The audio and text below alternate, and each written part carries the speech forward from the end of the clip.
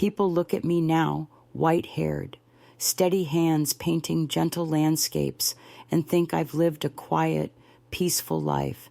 They see an old lady with kind eyes, sipping tea on her porch in Helena, Montana. But what they don't see is the little girl who once slept on a cold attic floor, with bruises on her skin and prayers on her lips. I was that girl, and for a long time, hope felt like a fairy tale meant for other people. My name is Evelyn Sanders. I was born in the spring of 1951, and now, in the autumn of my life, 74 years later, I finally feel safe enough to tell the story that haunted me for decades. A story not of pity, but of survival, of pain, yes, but also of the tiniest light that somehow refused to die inside me, even when darkness wrapped itself around every corner of my world. When I was 6 years old, I lost both of my parents in a car accident. One moment I was in the back seat, singing along to the radio as my father hummed beside me, and my mother laughed at something I'd said. The next, it was all smoke, screeching metal, and sirens. I woke up in a hospital with a broken arm and no family. The state had no choice but to send me to the only blood relative left, my grandfather, Walter Sanders. I'd never met him. My parents had spoken of him in tense, clipped tones, as though even his name made the air heavier.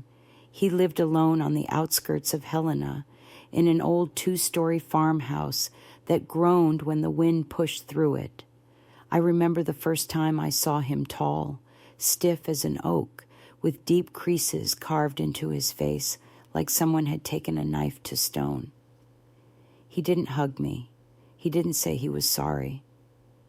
He just looked down at me with a scowl and said, "You're here now.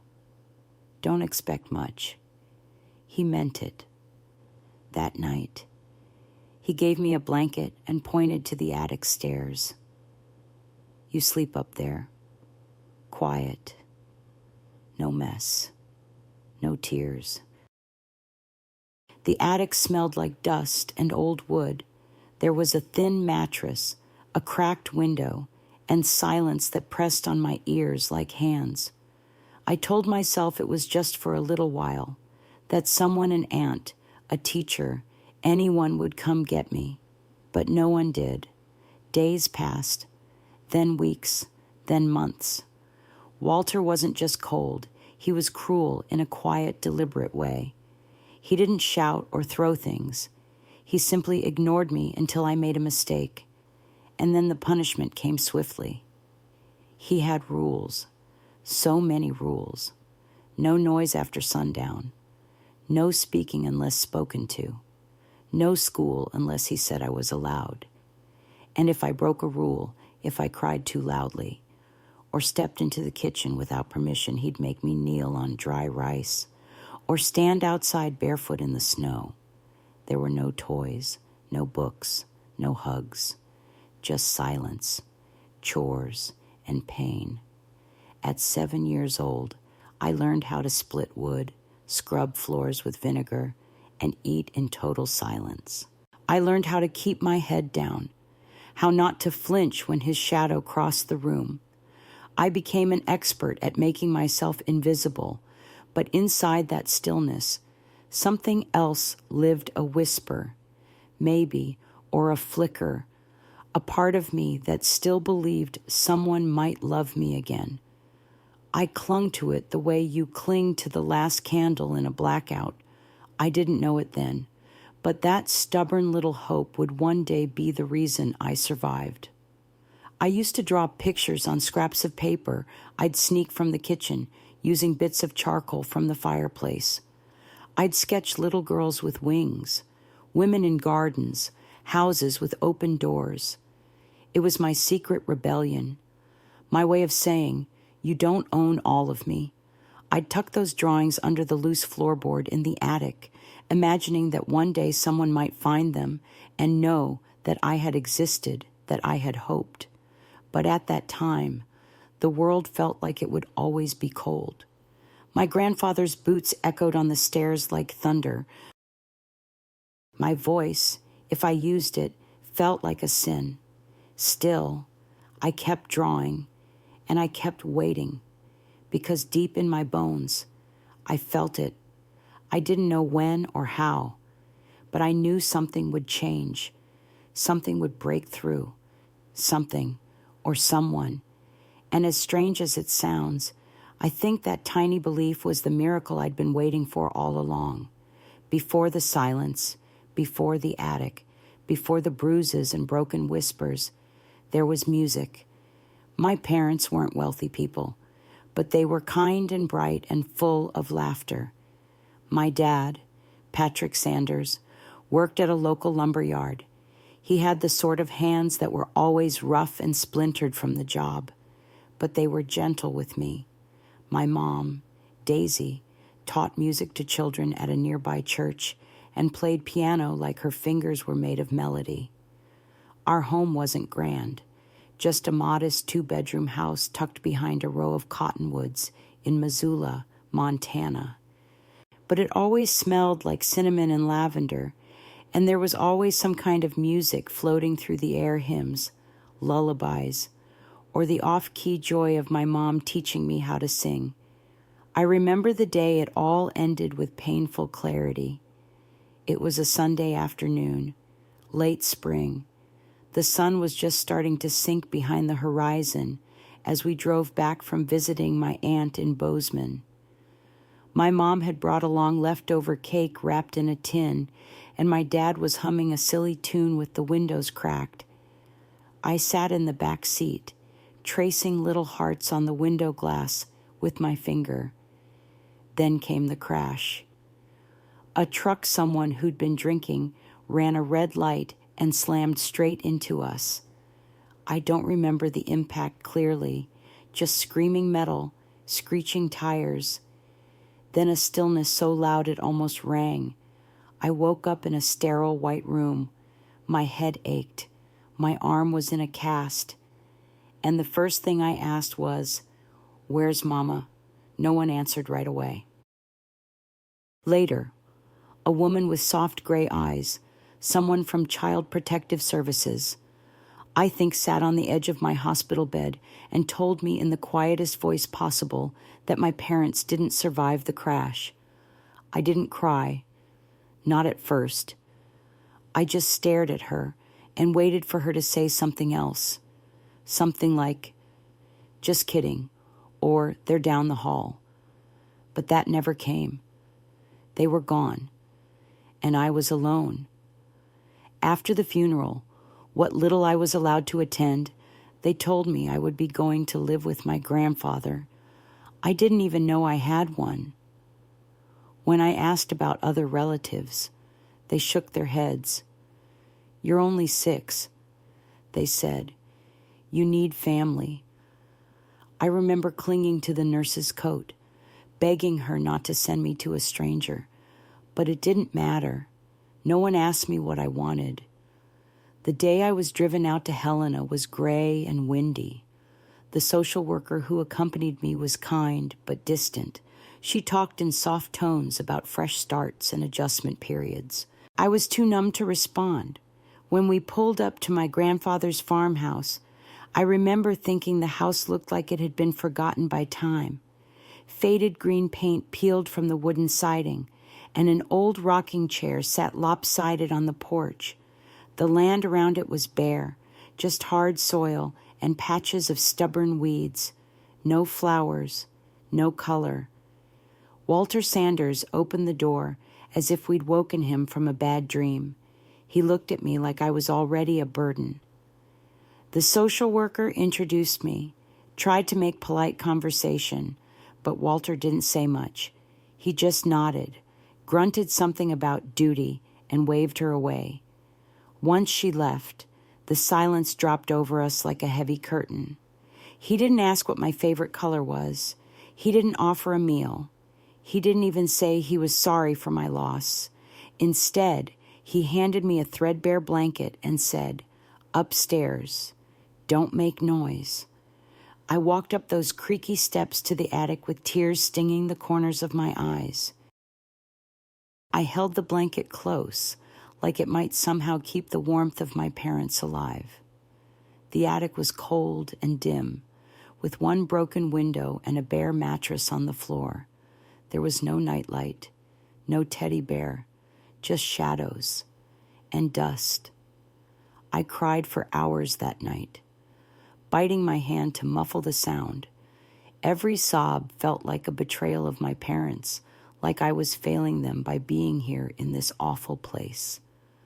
But somewhere in the middle of the night, I remembered something my mom once told me. We were baking cookies and she said, "When you feel scared, sweetheart, find one thing, just one that you still have, even if it's just the stars." So I pressed my face to the cold window pane and looked up. The stars were faint, but they were there, small, steady, unreachable, but there. And I whispered to them, "I'm still here." It wasn't much, but it was something. And sometimes, something is all you have to hold on to. People often think the worst kind of abuse is loud, the shouting, the chaos, the broken things. But the cruelty my grandfather inflicted was quiet, controlled, calculated, like a cold wind seeping in through the cracks of an old house. You don't see it right away, but over time, it gets into your bones. Walter Sanders wasn't a man of warmth or kindness. He had served in the Korean War and returned to Montana a changed man, though no one ever spoke of what he saw or what he became. He believed in order, in obedience, in silence. To him, I wasn't a child grieving the loss of her parents. I was a task, a burden left on his doorstep. I quickly learned that everything in his house had rules. I was to rise at 5:30 every morning, no exceptions. If I was 1 minute late, I'd lose my meal. If I didn't fold the sheets perfectly or left even a smudge on the wooden floor, I'd just scrubbed. He'd take away my only blanket for the night. I was allowed to speak only when spoken to. I couldn't ask for seconds, or express an opinion, or, God forbid, cry. I wasn't permitted to call him Grandpa. I had to refer to him as Sir. The punishments didn't come out of rage. That's what made them worse. He never yelled. He never raised a fist in fury. Instead, he would look at me with cold, disapproving eyes and say, "You brought this on yourself." Then he'd assign a punishment that felt like it came from some old military handbook. Sometimes it was standing barefoot in the snow behind the barn for 20 minutes, my skin burning with cold until I couldn't feel my toes. Other times, he'd make me kneel on dry rice for hours until my knees were red and bleeding. Once, when I broke a dish, he made me go without food for 2 days. I was only 7. The attic became both my prison and my refuge. I wasn't allowed to leave it after dark, and most nights I lay awake staring at the ceiling, listening to the wind claw at the wooden walls like it was trying to rescue me. I wrapped myself in silence. I became invisible, small, obedient, everything he seemed to want me to be. But inside, I was shrinking, day by day, year by year, at school, when I was allowed to go. I wore old, ill-fitting clothes and shoes with cardboard in the soles. The other children avoided me. I was the quiet girl who never talked during lunch, who flinched if anyone raised their hand too fast. The teachers seemed unsure of what to do with me. Some tried to help, like Miss Callahan, my second-grade teacher. I remember once she asked me if everything was okay at home, and I just looked down and nodded. What else could I say if I told the truth? I was terrified Walter would find out. And if I lied, well, I already knew how to do that. Eventually, they stopped asking, but I never stopped dreaming. At night, I'd lie in the attic and draw with bits of charcoal I smuggled from the fireplace. I'd sketch women with long, flowing hair, forests full of light. A girl with wings soaring over the mountains. It was the only thing that still felt like me, the part of me Walter hadn't erased. I kept all the drawings hidden beneath a loose floorboard, wrapped in an old pillowcase I'd found in the barn. I imagined them as my secret army, tiny pieces of hope, waiting patiently until I was strong enough to run away. There were moments I almost gave up. One winter evening, I was carrying a bucket of water back from the well, my hands numb and raw. I tripped and spilled the whole thing. Walter didn't say a word. He just took the bucket from me, grabbed my wrist, and marched me behind the house. He made me strip to my underclothes and kneel in the snow. My body shook uncontrollably. I couldn't feel my fingers. He stood above me and said, "Pain builds character. You won't make the same mistake again." He was right. I didn't. I didn't make any mistakes after that. I became perfect. I never dropped anything, never left a footprint where it didn't belong. I learned how to anticipate his moods, how to vanish from a room before he entered, how to make myself so small he might forget I existed. But forgetting, that was the hardest part. I couldn't forget my parents. I'd press my fingers against the attic window and pretend I could see their faces in the stars. My mother's laughter, my father's hand in mine. Sometimes I'd whisper to them, "I'm still here. I'm trying." And then I'd go back to bed and survive another day. One night after nearly 2 years of this, I heard a sound I hadn't heard in so long I almost didn't recognize it. Someone knocking on the front door. I held my breath and crept toward the attic hatch, careful not to make a single floorboard creak. Below, I heard a woman's voice, sharp, clear. "I'm here to check on the girl," she said. Walter growled something low and angry. The door shut. The woman never came upstairs. But that voice, it stayed with me. It stirred something inside me, a reminder that there were still people out there, people who cared, people who might, one day, reach me. And for the first time in what felt like forever, I let myself believe that maybe, just maybe, I didn't belong in this attic forever. I didn't know it yet, but that knock, that voice, was the beginning of something, the very first crack in the walls of my prison. I was 10 years old the first time I defied him. It wasn't some grand rebellion or carefully planned escape.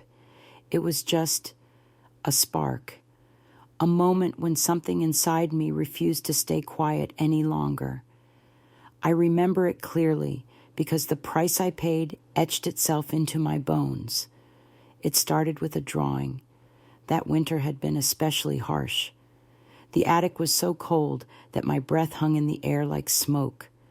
I'd huddle under thin blankets, hands trembling as I tried to sketch by moonlight. I had drawn a woman tall, strong, wrapped in a cloak of stars. In her arms, she carried a child, and for the first time, I gave them names, Daisy and Evelyn, my mother and me. I tucked the drawing back under the floorboard and went to sleep with a small, strange warmth in my chest. I felt safe, just a little, like Mama had seen it. The next day, while I was chopping firewood behind the house, Walter called for me. I froze, axe in hand. His voice meant something had gone wrong. When I stepped inside, I saw the attic floorboard lying open. My pillowcase of drawings was on the kitchen table, every sheet spread out before him. My chest tightened. He didn't say a word, just pointed to the drawings. "What is this garbage?" he asked. "They're mine," I said softly. He looked up. "Yours. So now you think you've got time to scribble fairy tales while you live in my house, eat my food." I didn't answer. He picked up the drawing of the star-cloaked woman and held it between two fingers like it was filth. "Who's this supposed to be, my mama?" I whispered. "And me." That was the moment I should have gone silent again, but I didn't. "She would have never let you treat me this way," I said, my voice cracking. "She loved me." The silence that followed was more dangerous than any shout. His jaw clenched, his eyes, usually cold and distant, narrowed into something sharper, hotter. "She's dead," he said, "and you live because I let you. You will not dishonor this house with your foolishness again." Then, in one brutal movement, he tore the drawing in two, then another, and another. I screamed. I lunged forward, trying to snatch the last drawing from his hands, but he shoved me backward. I hit the floor hard, my elbow slamming into the wooden boards. The room spun, and then I felt him grab my wrist. He dragged me to the cellar door. The cellar had no windows, no heat. It was where he kept old canned goods and tools, and where mice squeaked in the corners after dark. He shoved me down the stairs and slammed the door behind me. "No food, no blanket. You want to act like an animal? Live like one." The darkness swallowed me whole. At first, I screamed. I pounded the door until my fists throbbed. I cried so hard my stomach ached, but there was no answer, only silence. Time moved differently down there. I don't know how long I stayed, maybe a day, maybe two. The cold made my teeth chatter until I thought they'd break. My stomach growled in angry, hollow waves. I curled into a ball beneath an old tarp and prayed not just to be rescued, but to be remembered. I was terrified. The world had forgotten I even existed. At some point, when the cold numbed my thoughts and sleep came in strange, jagged fragments, I had a dream. My mother stood at the foot of the cellar steps, bathed in soft light. She didn't speak, just held out her hand. I tried to reach for her, but my arms were too heavy. Still, her eyes told me something. Don't give up. Not yet. When the door finally opened, I flinched at the sudden light. Walter stood there, expression unreadable. "Come out," he said. I stumbled past him, weak and shaking. He offered no food, no apology. "Next time you raise your voice to me," he said, "I'll leave you down there for good." That night, back in the attic, I didn't draw. I didn't cry. I lay beneath my thin blanket and stared at the ceiling. But something had changed. He hadn't broken me. Yes, I was scared. I was starving. My body ached from cold and bruises. But somewhere in the darkness of that cellar, I had found something he couldn't touch. Anger. It was new, small, but it burned. Not wild rage, not foolish defiance. No, this was something quieter, sharper. I began to think not just about surviving, but about getting out, about finding a life beyond that house, about how to make someone, anyone, hear me. I didn't know how. I didn't know when. But I knew this. I couldn't stay silent forever. And even if my voice got me locked away again, I'd use it. Because silence had kept me trapped. But maybe my voice could be the key that finally set me free. Some days were so gray, I felt like the sky itself had forgotten how to shine. It had been months since the cellar. My drawings were gone. My courage buried deep beneath frost and obedience. But the ember that had ignited inside me that night, small and stubborn, still smoldered in the quiet corners of my soul. That spring, I turned 11. There was no celebration, no cake, no kind word or card. Just another morning of firewood, washing, silence. But the day didn't pass unnoticed, not entirely. It started like any other. I was out behind the barn, scraping moss from old wooden planks, when I heard tires crunching over gravel. A car, not the postman, he never came all the way up the drive. This was someone different. I crept to the corner of the barn and peered out. A beige sedan, dusty but sturdy, had pulled up to the front porch. Out stepped a woman, not young, not old, somewhere in the middle. Her hair was tied back in a neat twist, and she carried a brown leather satchel over one shoulder. She wore a pale blue skirt and matching shoes. There was something calm but purposeful about her movements. She knocked firmly on the door. I ducked back and pressed my ear against the barn wall, straining to hear. Mr. Sanders. Her voice was clear, steady. My name is Dolores Jennings. I'm with the Helena School District. I'm following up on a student, Evelyn Sanders. She's missed over 30 days this semester. Silence. My stomach twisted. I hadn't known they were counting.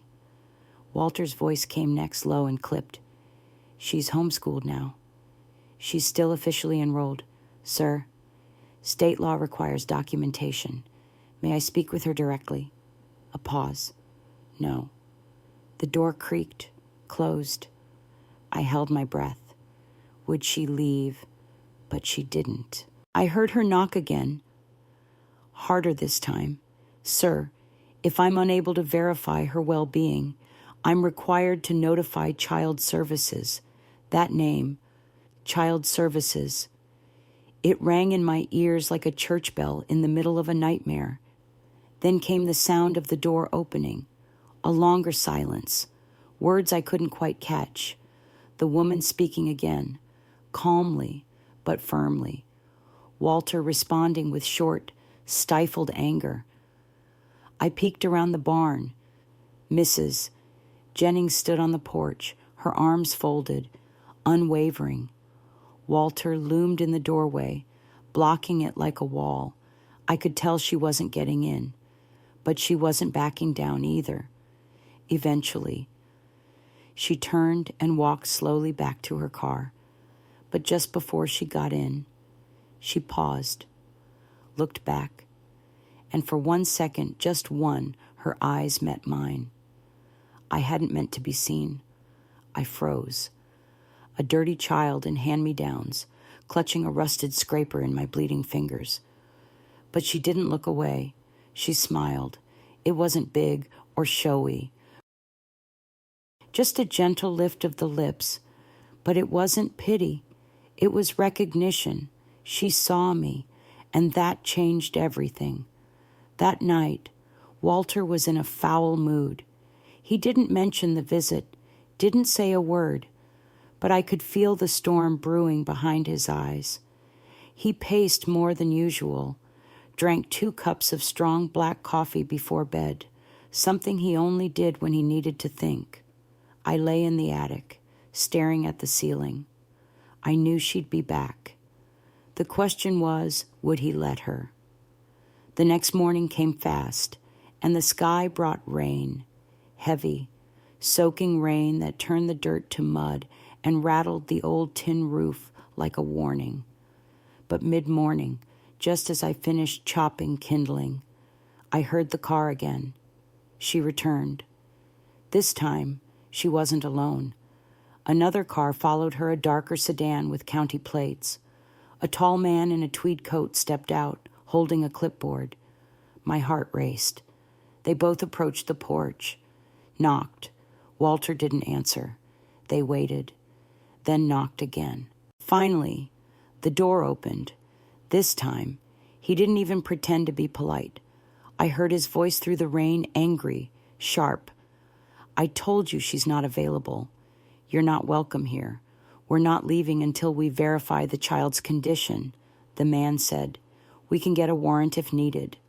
There was a long silence, then footsteps, then the sound I had longed for without realizing it.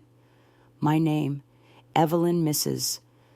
Jennings called, voice raised slightly. Evelyn Sanders. "Are you here?" I hesitated only a moment. Then I stepped out from behind the barn. I could feel Walter's eyes burning into me from the porch. But I walked slowly, deliberately through the rain, until I stood just 10 feet from them. I looked up at Mrs. Jennings. Her eyes softened, but she didn't rush to me. "Are you okay?" "Sweetheart," she asked. I opened my mouth, but no sound came. She knelt to my level. "You don't have to speak right now. Just nod if you want to come with us." And I nodded. Walter's voice sliced through the moment. "She's mine by law." The man in the tweed coat stepped forward. "Not if she's being abused." They ushered me to the car quickly. I looked back once. Walter didn't move, just stood there on the porch, the rain soaking through his flannel shirt, watching, silent. I thought I'd feel afraid, but I didn't. I felt free, cold, wet, hungry, but free. That night, I slept in a warm bed for the first time in years. No attic, no silence, no pain, just soft sheets, a nightlight glowing in the corner. And for the first time since I was 6 years old, I slept without fear. The home they took me to wasn't a palace. It wasn't grand or shining or filled with everything I'd ever wanted, but it was clean, quiet in the right kind of way. And it smelled like cinnamon apples and lavender soap, almost like the home I lost long ago. The couple who took me in were named Helen and George Hollingsworth. They lived in a white cottage tucked behind rows of lilacs just outside Helena. The moment I stepped through their door, I felt something unfamiliar settle in my chest. Not fear, not silence, safety. Helen met me with a towel, wrapped me up without a single question, and said gently, "We don't expect you to talk. Just be warm." I didn't speak that entire first day. My voice felt locked inside me, hidden behind years of silence and punishment. But they never pushed. They let me be quiet. Let me sit by the fireplace and sip warm broth. Let me sleep. That night, I was given a small room at the end of the hall. The bed had a quilt with red tulips stitched along the border. There was a window with white lace curtains and a rocking chair that creaked softly when the wind blew through. On the dresser sat a hairbrush, clean, wooden, waiting. I stared at it for a long time before daring to use it. My hair was knotted, messy from years of neglect, but I brushed it, slowly, carefully. And when I looked at myself in the mirror, I saw a girl who had survived, not whole, not healed, but breathing. The next morning, Helen made pancakes, real pancakes, with butter and maple syrup. I stared at the plate so long she finally said, "It's okay to eat. We made them just for you." So I did. Every bite tasted like hope. Over the weeks that followed, I learned that George was a retired mailman with a deep voice and kind eyes. He whistled when he worked in the garden. Helen had once been a school teacher.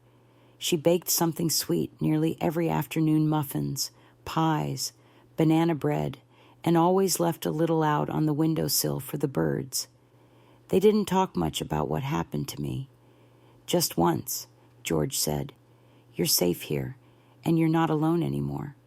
That was all I needed to hear. I started school again in the spring. I was behind in reading and math, but the teachers were patient. One, in particular, changed my life, Ms. Dolores Jennings, the same woman who had knocked on Walter's door that rainy day.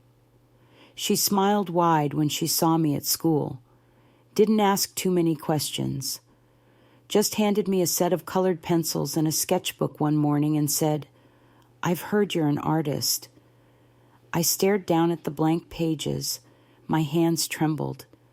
I hadn't drawn since Walter destroyed my pillowcase full of pictures, but that afternoon I sat beneath a tree in the schoolyard and opened the book, and I drew. It was shaky. My lines were unsure, but I drew a girl with a small flame inside her chest. Not fire, not destruction, just light. I showed it to Ms. Jennings the next day. She nodded. That's what healing looks like. From that point forward, I drew every day.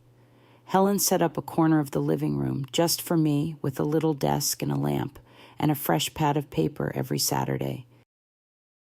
She'd peek over my shoulder sometimes and say things like, "She looks strong," or "You've got your mother's gentleness in your lines." It made me cry once. She didn't flinch. She just sat beside me and held my hand until I was ready to breathe again.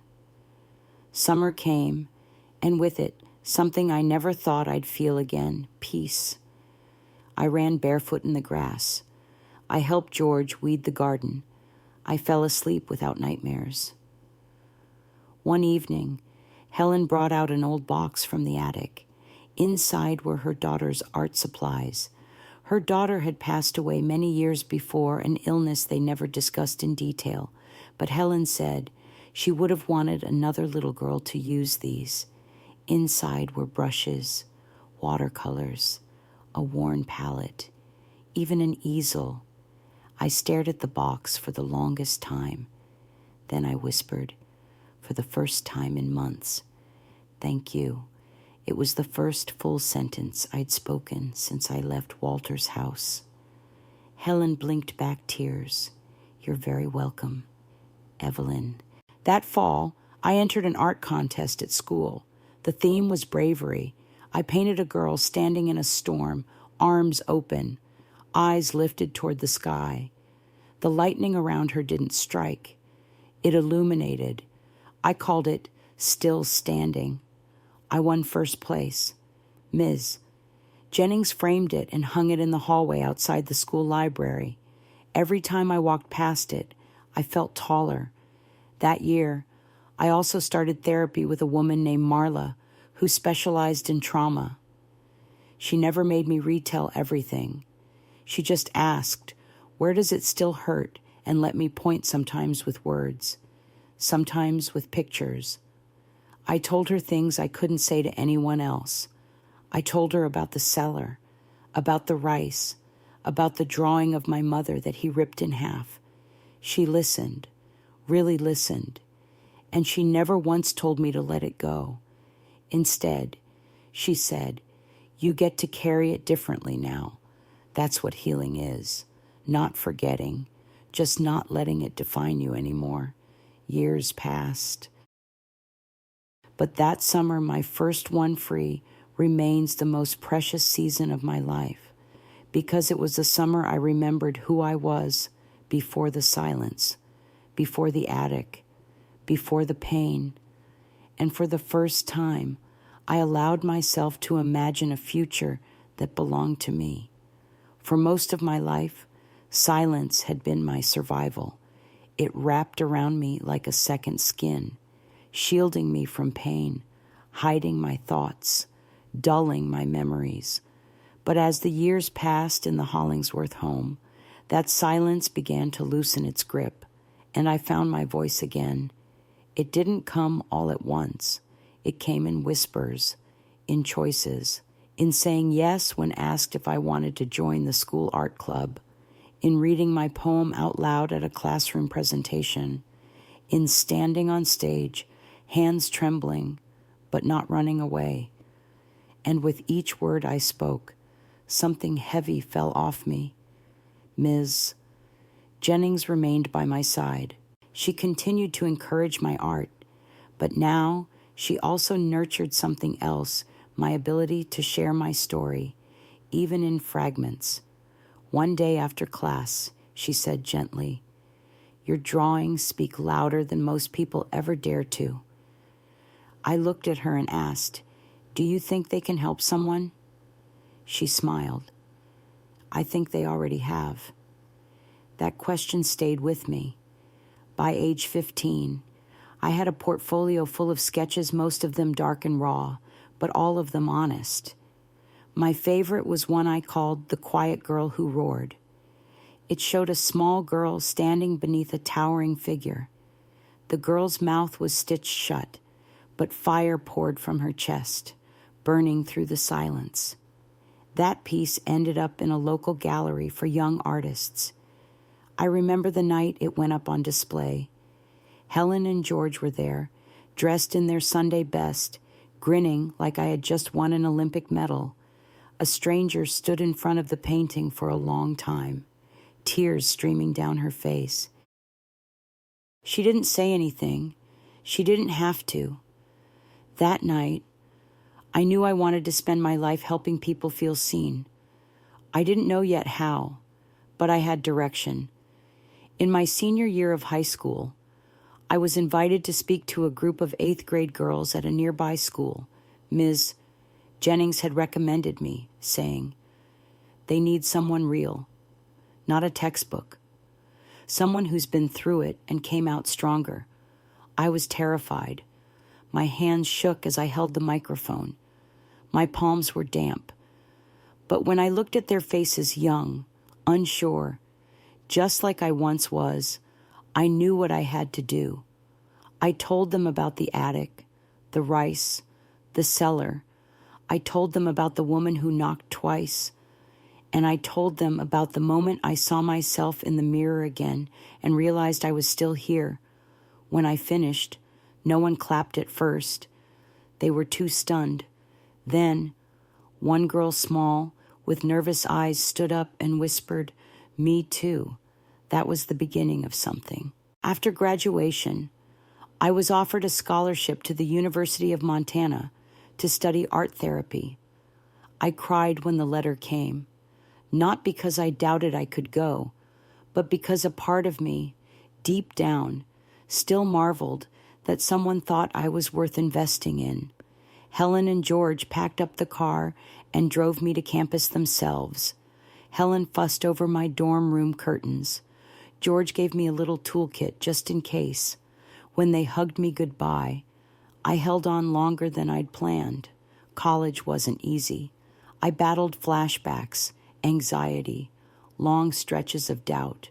But I also discovered something else, resilience, mine, and the resilience in others who had suffered and chosen to speak anyway.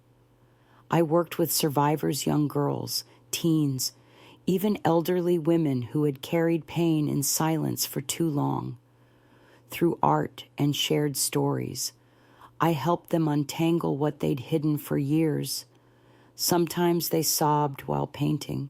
Sometimes they screamed. Sometimes they just sat still and held the brush. It was all part of healing. And every time I saw someone's eyes light up with recognition, with hope, I felt like that broken little girl in the attic had taken one more step toward the sun. At 28, I opened my own art therapy studio in Helena. I called it Still Standing after the piece that had started it all. The walls were covered in paintings from survivors, each one a testament to pain, survival, and triumph. We didn't call them victims. We called them warriors. Helen passed away when I was 35. She had lived long enough to see me become a published author, a licensed therapist, and a mother to 2 beautiful daughters of my own. At her funeral, I placed a small sketch in her hands before they closed the casket, one of a woman reaching out to a little girl in the rain. I owed her my life. George followed a few years later, quietly and peacefully in his garden. I still keep his worn pocket knife in my desk drawer. It reminds me of strength without cruelty. Now, all these decades later, I sit at my studio window, watching the Montana sky blush pink and gold in the morning light, and I think about that knock, that single knock that shattered the silence, the knock that saved me, and the voice I found because of it. I hadn't set foot on that property in over 60 years, But one fall afternoon, as the cottonwood trees turned gold and the air carried that crisp hush only October knows, I drove alone out to the place where my childhood had unraveled, Walter Sanders' house, or what was left of it. I didn't go there out of anger. I'd spent too many years carrying that weight already.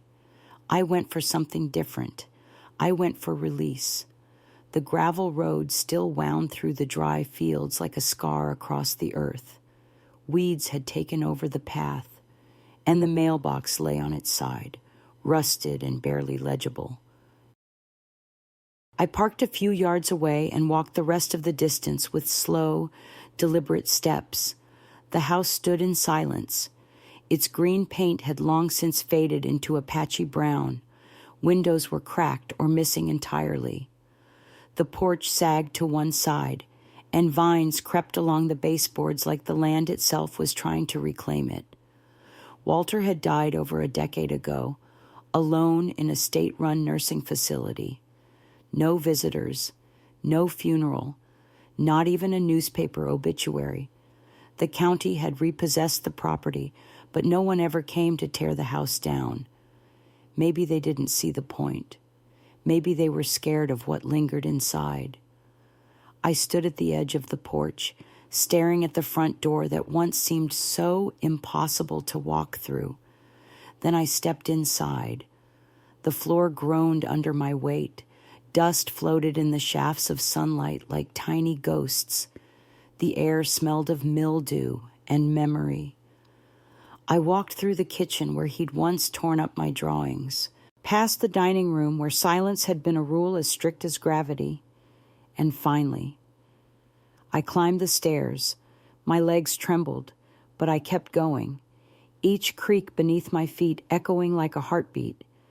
At the top, the attic hatch stared back at me. It was exactly how I remembered it, rough wood, warped slightly from time. I opened it slowly, the ladder straining beneath my weight. The moment I stepped onto that attic floor, something inside me clenched. It was smaller than I remembered, colder, but the ghost of that little girl still lived there, the one who whispered into the stars, who drew angels with broken pencils, who prayed for someone to knock on the door. I walked to the window, the same one I used to press my forehead against on sleepless nights. The glass was cracked, the view overgrown, but it didn't matter, because I had made it out. I sat down on the floor and pulled a folded piece of paper from my coat pocket. It was a sketch I'd drawn recently, one I hadn't shown anyone. It showed the attic, but instead of shadows, there was light. And in the middle sat a little girl with big eyes and charcoal-stained fingers. Her hands were open, and above her hovered a woman with her arms outstretched, older, wiser, but unmistakably the same person, me. I placed the drawing gently beneath a loose floorboard, maybe the same one I'd once hidden my hopes under. Then I whispered something I'd never said out loud before. I forgive you, not for his sake, for mine. Because forgiveness doesn't mean forgetting. It doesn't erase the bruises, the hunger, the years lost to fear. It means I'm not carrying it anymore. It means I get to move forward free.